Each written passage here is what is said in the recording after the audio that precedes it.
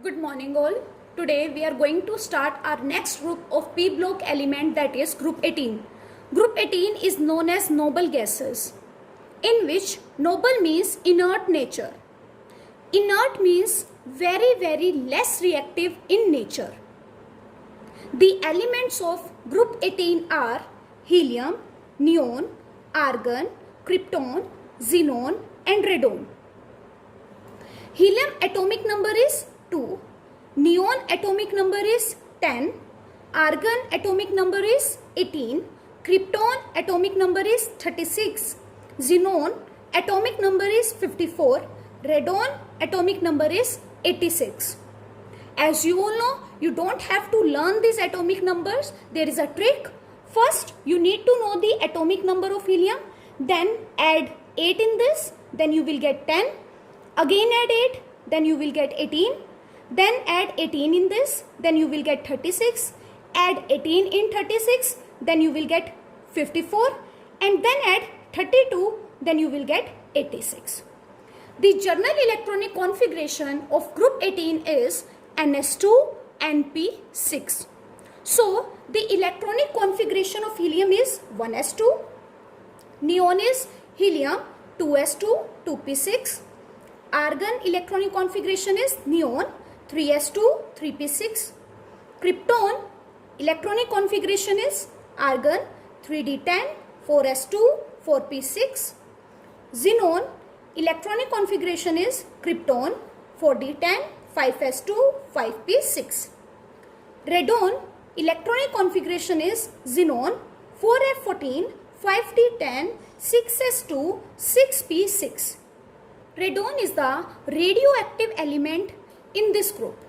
So we will not going to study about this because of its radioactive nature. So we will only going to study about helium, neon, argon, krypton and xenon. Now the argon is most abundant element. Argon is most abundant element and it is present approximately 1% in the atmosphere. Whereas helium is the second most abundant element and the main source of helium is natural gas. Now let's talk about atomic and physical properties of noble gases. First is atomic radii. As you know, these elements are present in the right hand side of the periodic table. So their atomic radius is very small. But as we will move down the group, the atomic radii will increase due to increase in number of shells.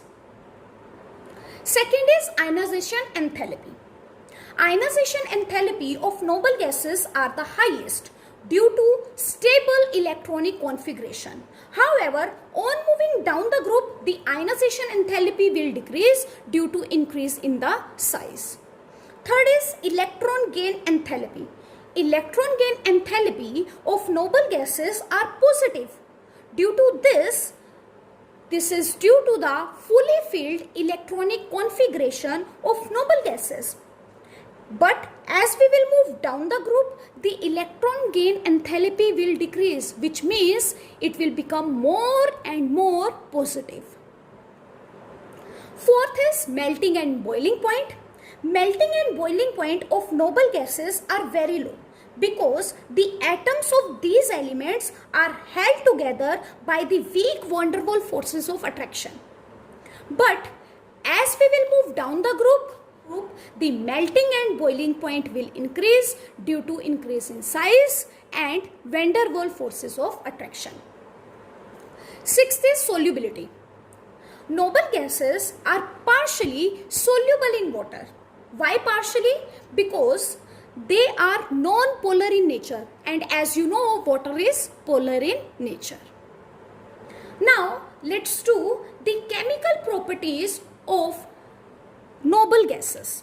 Before talking about the chemical properties of noble gases, let's do one most important point. Noble gases forms a number of compounds in which the gases are entrapped within the cavities of the crystal lattice.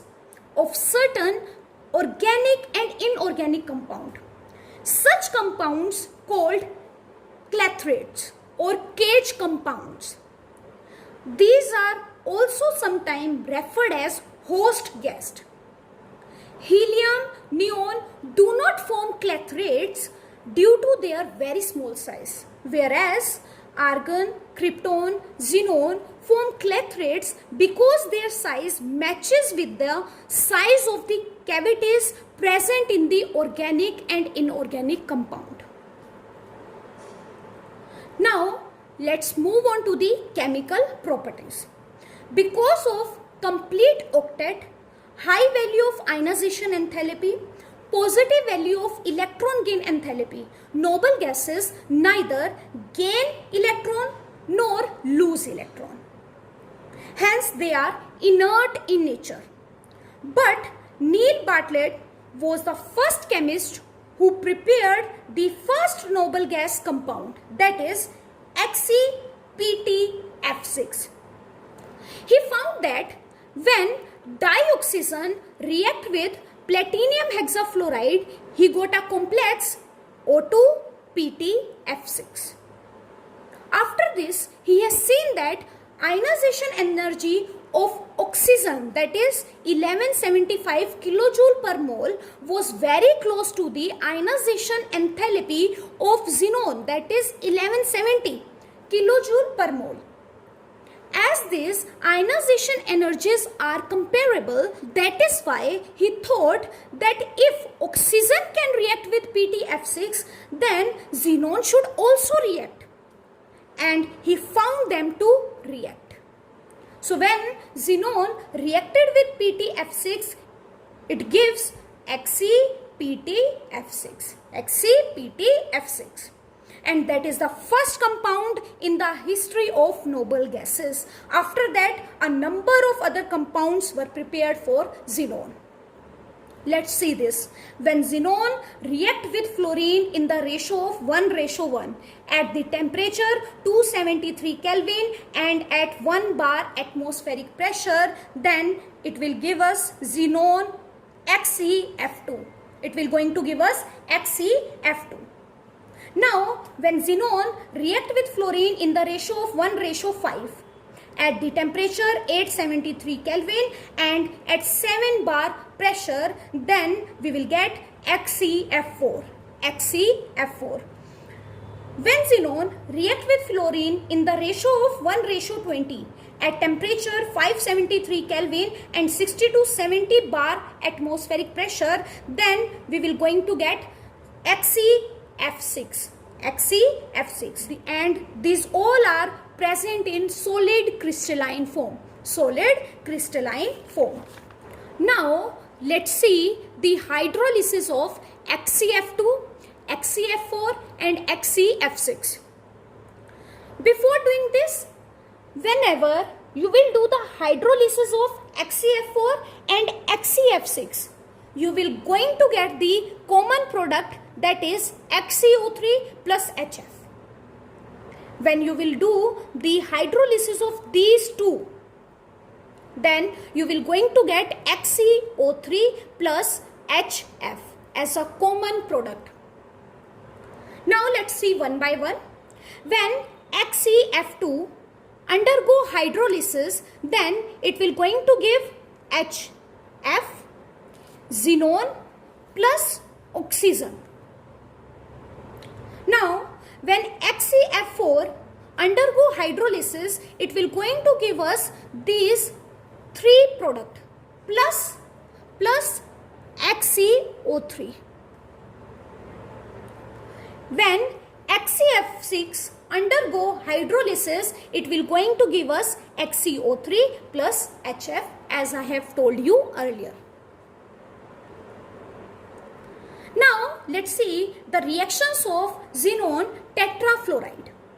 When xenon tetrafluoride heated, then it will going to give us XeF2 plus F2 will release.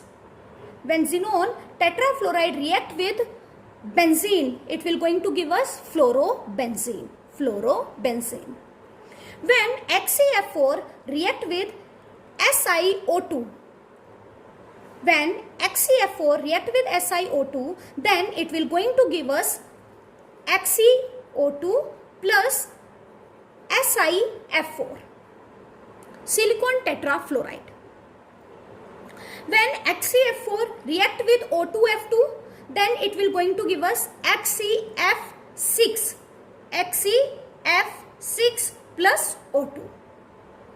When xenon tetrafluoride react with antimony pentafluoride, then it will going to give us HCF3 positive plus SbF6 negative. How? Because as we know, antimony belongs to the group 15. Like phosphorus. Phosphorus belongs to group 15.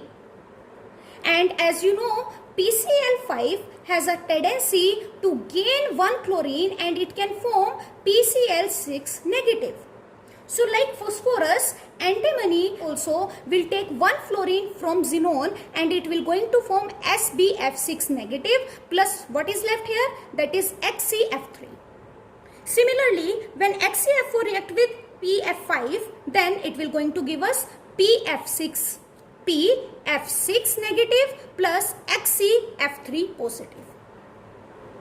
When HCF4 react with HF, it will going to give us HF2 negative plus HCF3 positive. I hope you have understood this. Now, let's see the preparation of xenon oxyfluoride. When HCF4 and HCF6 undergo partial hydrolysis, then they will going to give us xenon oxyfluoride. For example, when HCF4 undergo partial hydrolysis, it will going to give us HCOF4 plus 2HF will release. When HCF6 undergo partial hydrolysis, it will going to give us two type of product. One is HCOF4 and second is HCO2F2. Now let's talk about the structures. HCF2. As you know, xenon has 8 electrons in the outermost shell. So it can form 8 bonds. So how many fluorines are attached? That is 2. So xenon will going to form the bond like this. How many electrons are left? That is 6. Then 6 electrons will going to be present in the form of 3 lone pairs. Now let's find out the hybridization of this xenon. Hybridization of xenon in this. So as you know, how many number of atoms are attached? That is 2. Plus how many lone pairs are there? That is 3. 2 plus 3 is 5. 5 means sp3d. And this is our linear structure. Next is HCF4. HCF4. How many electrons xenon have used? That is 4. 1, 2, 3, 4. How many left? 4. So the 4 electron will come in the form of 2 lone pairs. Now this shape is known as square planar. And now let's see the hybridization. Hybridization is how many number of atoms are attached? 1, 2, 3, 4. 4. Plus how many lone pairs are present? That is 2. 4 plus 2 is 6. 6 means sp3d2. And it will going to have a square planar structure. Next is HCF6. HC 1, 2, 3, 4, 5 and 6. How many electrons are left? 2. So the 2 electron will going to come in the form of lone pair. And this shape is known as distorted octahedral. Now let's see the hybridization. How many atoms are attached? That is 6 plus 1 lone pair. That is 7. 7 means sp3d3. Now let's see the shape of HCO3. As you know, oxygen form double bond. So Hc, one oxygen, second oxygen and third oxygen. How many electrons have used? 1, 2, 3, 4, 5 and 6. How many left? 2. 2 electron will come in the form of one lone pair. This shape is known as pyramidal and the hybridization is 3 plus 1, 4. 4 means sp3. Next is HCOF4. HCF4, 1, 2, 3, 4 and 1 is O, that is double bond O. And now 2 electrons left, then it will going to come in the form of lone pair. Next is hybridization. How many atoms are attached? 1, 2, 3, 4 and 5. 5. How many lone pairs are there? 1. 5 plus 1 is 6. Then it will be sp3d2. Next is HCO2F2. HCO2F2. O2F2 and 1 lone pair. Hybridization is 4 plus 1, 5, 4 plus 1, 5 and the hybridization is sp3d and the shape is square bipyramidal. Square bipyramidal. I hope you have understood this. Please try to do the uses of noble gases.